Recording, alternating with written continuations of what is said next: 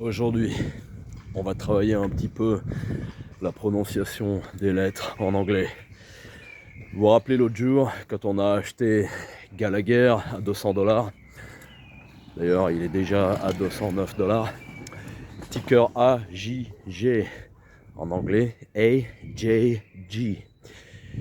Il n'y a rien qui m'énerve plus quand je vois les commentateurs officiels francophones parler de ce mec là, vous savez, cette petite merde qui officie comme vice-président des États-Unis, vous savez, ce mec qui porte du mascara, J.D. Vance, et que je les entends dire J.D. Vance ou J.D. Vance. Non, J.D. Vance, parce que J en anglais, ça se prononce J. J! À la gloire du marché tout-puissant, venez vous prosterner. Bullseye, bullseye, bullseye! Ce contenu, de manière parfaitement méchante et assumée, est susceptible de heurter la sensibilité des plus fragiles. Il s'adresse donc à un public adulte, légalement et psychologiquement. En outre, il ne constitue en aucun cas un conseil financier, juridique ou fiscal. Moi, il y a un truc qui m'intrigue un petit peu ces derniers temps. Les semi-conducteurs sont en train de tout péter à la hausse parce que intelligence artificielle. Les utilities sont en train de tout péter à la hausse parce que intelligence artificielle. Par contre, les boîtes de consulting en construction et en architecture, très sollicitées pour les data centers, sont en train de se péter la gueule. Et ça m'a donné envie d'aller jeter un œil de plus près. Alors, j'ai eu l'occasion d'en discuter un petit peu chez Thierry, la chaîne Top Invest, meilleure chaîne de finance francophone. Lui dirait que non parce qu'il est trop modeste, mais je m'en fous. Thierry, c'est pour moi la meilleure chaîne d'investissement francophone. Je le salue au passage. J'ai eu l'occasion de poser la question pendant un de ses lives et on avait envie de parler de ce secteur du consulting, ingénierie et architecture. En graphique, si vous regardez l'action data center par excellence sur une année, Nvidia, vous voyez, plus 63%, vous voyez qu'ils sont encore en pleine forme. Si je prends à tout hasard Dominion Energy, plus haut de l'année, alors, ils étaient bien plus haut que ça avant, mais c'est un peu une boîte de clodo à mon avis si vous me demandez. Je suis assez sceptique quant à leur merger avec mon magnifique NextEra Energy que j'ai en portefeuille, mais c'est une autre histoire. En attendant, vous voyez que sur l'année, ils sont quand même en hausse de 20% parce que data center, et c'est eux qui vont fournir l'électricité, les utilities pour ces data centers. C'est ça la narrative. Broadcom, mon magnifique Broadcom dont j'ai des tonnes et je peux pas vendre. Plus haut de l'année, en hausse de 78%. Lam Research, un petit peu la même thématique pour tout ce qui est lié aux semi-conducteurs de l'intelligence artificielle, plus de 126% annuel. Vous avez d'autres questions? Bref, vous voyez le tableau jusque là. Maintenant, si je passe à un AECOM, moins 35% sur l'année. Alors qu'en général, quand on pense à AECOM, on se dit ah oui, ils vont être très impliqués dans la construction des nouveaux data centers. Un peu la même chose sur le sujet du jour, vous l'aurez deviné, J, ticker J, J, Jacobs, moins 11% sur l'année. Bon, c'est un peu moins catastrophique, mais vous voyez que là, depuis la fin 2025, il y a un gros cassage de gueule qui est difficile à comprendre quand on voit à quel point la thématique des data centers et de la construction est à la mode. Bref. J'ai eu envie d'aller regarder de plus près et comme d'habitude de sélectionner le best of breed pour peut-être l'acheter éventuellement. Donc, Jacobs, ticker J, J en anglais. Comme d'habitude, on regarde ce qui s'est passé à travers les années. Donc vous voyez qu'effectivement, il y a eu un pétage de gueule à la crise de 2008. Tout ce qui était à l'époque lié au bâtiment, immobilier, construction a sévèrement morflé. Après cette période de stagnation, mais vous voyez que là, en moins de 10 ans, ils ont triplé. Ça me va comme performance. Bon, ça c'était jusqu'au pétage de gueule tout récent qui vient de se produire. On descend, vous savez moi ce que j'aime regarder. Alors un petit mot sur la market cap, vous voyez 13,42 milliards de dollars. Pas trop grosse, pas trop petite, ça me va très bien. Revenu, chiffre d'affaires. Donc vous voyez qu'il y a eu effectivement ce pétage de gueule, ça indique une certaine cyclicité entre 2021 et 2022. Excusez-moi pour ces pop-up qui vont pas arrêter de revenir, je suis désolé. Je sais pas comment fixer ça parce qu'en informatique je suis une burne. Mais vous voyez que les années à venir, ça continue à croître. Très bien, c'est tout ce que je veux voir. Earnings per share, les bénéfices, vous voyez qu'il y a eu ce creux de la vague. Donc encore une fois, ça indique une certaine cyclicité. Mais vous voyez que là, on remonte. Est-ce que le business est prévisible? Vous voyez que là, partout, ils ont été à peu près dans les chiffres. 2024, un peu moins bon. Mais généralement, c'est relativement prévisible. Les insiders, vous savez que j'aime parler de ça maintenant. Chose intéressante, là, qu'on voit très rarement. Tout récemment, là, il y a même pas une semaine, vous avez ce monsieur Manuel Fernandez qui était à l'achat. Excellent signe. Plus tôt, il y a à peu près 6 mois, 3 execs différents, toujours dans ce monsieur Manuel Fernandez, qui était aussi à l'achat. Encore un très bon signe. Il y a une année, bon c'est encore toujours lui, je sais pas qui c'est ce monsieur Manuel Fernandez, Independent Director, mais il était aussi à l'achat. Je peux vous dire qu'on voit pas souvent ça. Les boîtes qui sont actuellement fortement valorisées, même les boîtes d'une excellente qualité, vous voyez que du rouge, que du sel. Avoir du buy ici, c'est un excellent signe. Je rappelle une chose, on peut vendre les actions d'une entreprise pour de multiples raisons. Pensez que ces gens-là, s'ils veulent acheter un nouveau yacht ou une nouvelle Ferrari, ils peuvent dégager un peu de cash en vendant un petit peu d'actions. Par contre, on achète les actions d'une entreprise seulement pour une seule raison. Ok, un petit mot sur les pairs, je ne sais pas si ça vous dit quelque chose, Intertech au UK, Bureau Veritas SA pour les francophones, ça vous donne une idée du genre d'entreprise. J'aimerais aussi montrer quelque chose dans le profil de l'entreprise sur leurs activités et leur diversification. Donc, pour les gens, il y en a là qui me disent « Oui, mais tu n'achètes que des actions américaines, tu es ultra exposé à l'Amérique et à rien d'autre, c'est pas diversifié. » D'accord.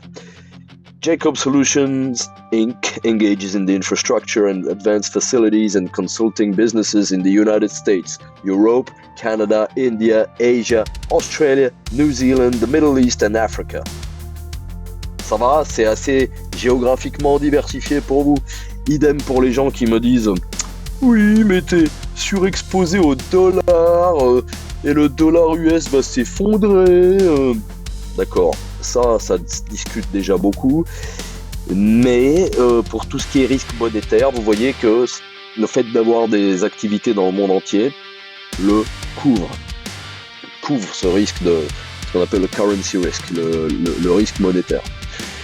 D'accord, un petit mot sur le business model. Donc vous voyez qu'on est dans le consulting. D'ailleurs, c'était la première réaction de Thierry quand il a vu le fast graph. Il s'est dit, ouais, on voit avec un graphe comme ça, c'est le consulting. C'est pas la construction en soi, c'est pas l'ENAR, c'est pas une entreprise de travaux du bâtiment. C'est le consulting, toute la partie consulting, conseil, ingénierie, etc. Moi, j'aime ça parce que c'est extrêmement asset light. Par contre, il y a effectivement une narrative actuellement, vous la connaissez depuis le temps, l'IA va nous tuer. D'accord. Je vous ferai la même réflexion que... Ah oui, quand on avait acheté une certaine boîte, vous vous rappelez, Intuit. On l'achetait à quoi? À moins de 360 $ et aujourd'hui, elle est à combien? Plus de 400 sans aucun problème après avoir même été plus haut. Comme quoi, elle n'est pas restée bon marché très longtemps. Ouais, juste de retour à 400 $ et nous on l'a acheté vers voilà. Ouais, détail, petite parenthèse, je voulais juste braguer un petit peu. Bref, qu'est-ce qu'on disait à l'époque où on achetait Intuit? On peut résumer l'argument de la manière suivante. C'est pas parce qu'on a inventé le pilote automatique qu'il n'y a plus un pilote humain dans les avions qu'on envoie dans le ciel. Autrement dit, vous aurez toujours besoin d'une institution tierce, d'une entité tierce pour supporter le risque. Avec Intuit, on l'avait dit, pour s'occuper de tout ce qui est des impôts d'une entreprise, les enjeux sont trop importants pour que vous le fassiez en interne. Il faut sous-traiter ce risque, il faut pouvoir dégager la responsabilité en cas de pépin. L'ingénierie, c'est le même genre d'enjeu. Vous faites une tour de 25 étages qui s'écroule, il faudra après pouvoir désigner des coupables. Et vous ne pourrez pas simplement dire oh ben on a cru que l'intelligence artificielle pourrait remplacer l'entreprise sous-traitante qui nous faisait ça, donc on a tout fait en interne. C'est pas comme ça que ça marche. Oui, la construction, ça peut avoir de sacrées répercussions si c'est mal fait. Et parfois, c'est même pas la tour qui s'écroule. Parfois, c'est simplement l'échafaudage de la tour qui, pendant la construction, s'écroule et tue des tonnes de personnes. Comme, je sais pas si on va voir, derrière moi, là, vous voyez le grand bâtiment du centre. C'est un bâtiment dont le chantier était supervisé par la SUVA, grâce à ces magnifiques conflits d'intérêts, qui était elle-même aussi chargée de surveiller la safety de ces chantiers. Et puis bref, ça s'est terminé avec un échafaudage écroulé et plusieurs morts. C'est pas mal la Suisse, hein. Je devais la placer. Idem quand vous construisez un pont. Si le pont s'écroule, ça sera le même genre de ce qu'on appelle en anglais liabilities. Il faudra ensuite désigner les coupables, etc., etc. Donc vous voyez qu'on est encore très loin d'utiliser purement l'intelligence artificielle en interne pour supprimer les parties sous-traitantes dans ce genre de business.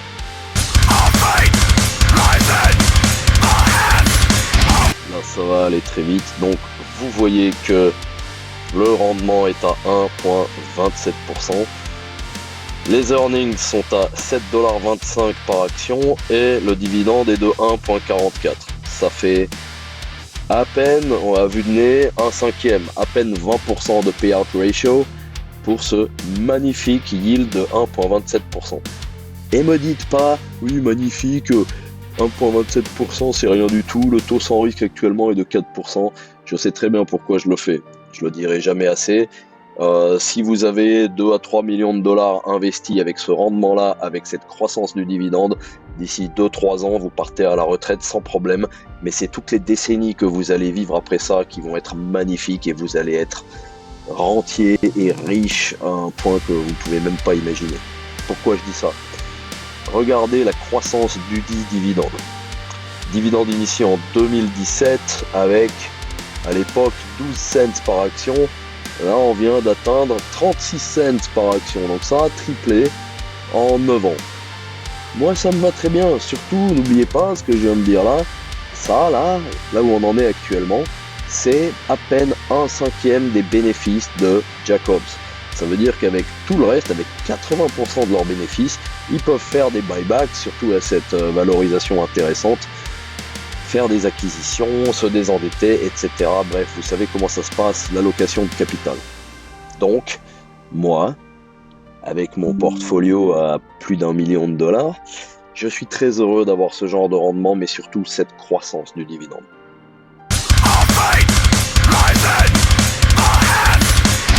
Et quoi de mieux pour exprimer la valorisation qu'un magnifique fast graph. Cette fois-ci, je l'ai piqué chez Thierry, Top Invest, meilleure chaîne financière de la francophonie. Et même s'il n'est pas d'accord, j'en ai rien à foutre, je le dis. Thierry, pour moi, c'est la meilleure chaîne financière francophone. Et là, vous voyez d'ailleurs ma gueule avec ma question pour Thierry. Hello Thierry, penses-tu qu'il y a un problème particulier avec le secteur du consulting en engineering et architecture ? Je regarde en particulier Jacobs et Ecom. Est-ce que l'IA va nous tuer ? Bref, qu'est-ce qu'on voit ? Vous avez cette ligne qui représente 15 fois les bénéfices. Vous voyez que en général, l'action se traite à 18 fois les bénéfices. Vous voyez que c'était assez commun à une époque qu'elle se traite à 15 fois les bénéfices, mais c'était l'époque où elle avait très peu de croissance. La dernière fois que c'est arrivé, c'était en pleine crise Covid, qui, vous en conviendrez, était des circonstances assez exceptionnelles. Là, sur ce graphique, vous voyez qu'on a le prix qui est encore autour des 125 $. Actuellement, on est plutôt là, entre deux. Donc vous voyez qu'on est extrêmement proche de cette ligne de 15 fois les bénéfices. Surtout que vous voyez que ça va encore augmenter, ce qui est prévu 18% pour l'année 2026. Qu'est-ce que c'est ça? 15% pour l'année 2027, 14% pour l'année 2028. Même si les prévisions des analystes sont pas hyper fiables pour cette boîte, pas autant que d'habitude, mais vous voyez qu'il y a quand même une belle tendance de fond, une belle croissance. Donc voilà. Est-ce que j'achète un couteau qui tombe? Peut-être. Peut-être que ça va tomber un petit peu plus bas, mais ce genre de business à ce prix-là, moi je suis déjà très content à long terme, surtout avec un rendement du dividende de 1,27%. Moi ça me va très bien. Et j'ai toujours ces trucs qui m'emmerdent. Donc là aussi, simple. Si je regarde un graphe historique, si je regarde au maximum, vous voyez qu'il y a un très fort support résistance ici à, je vais y arriver, 100 $.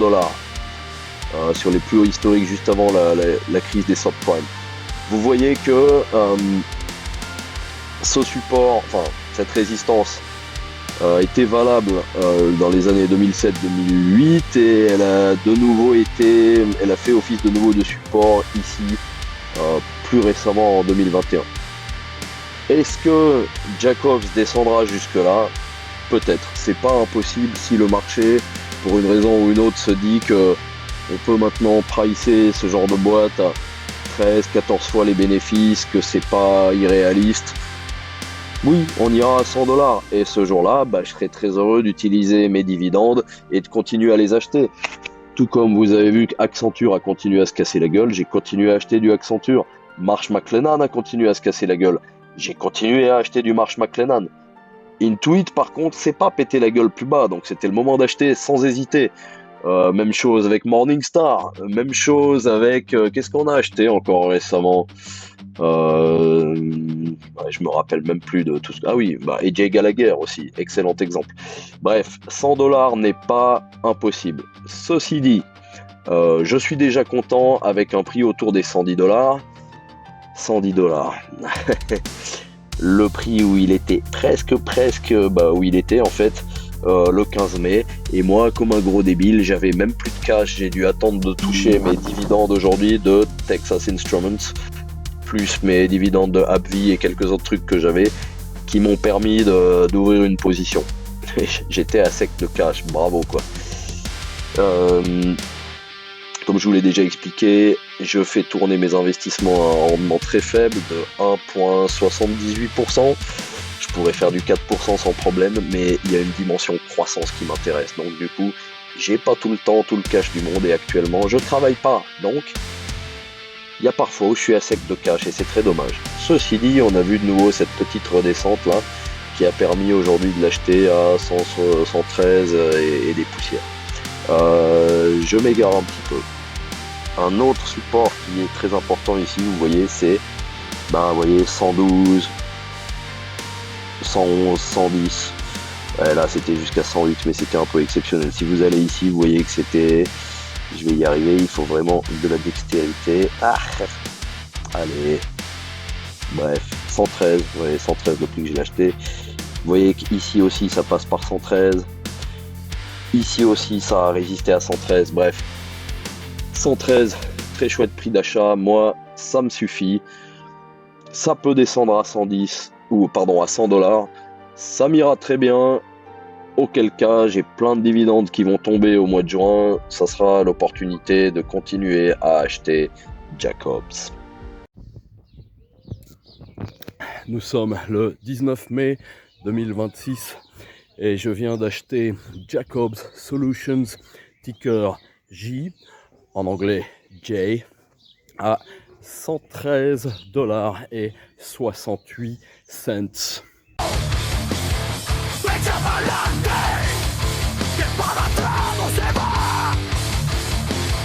Reach up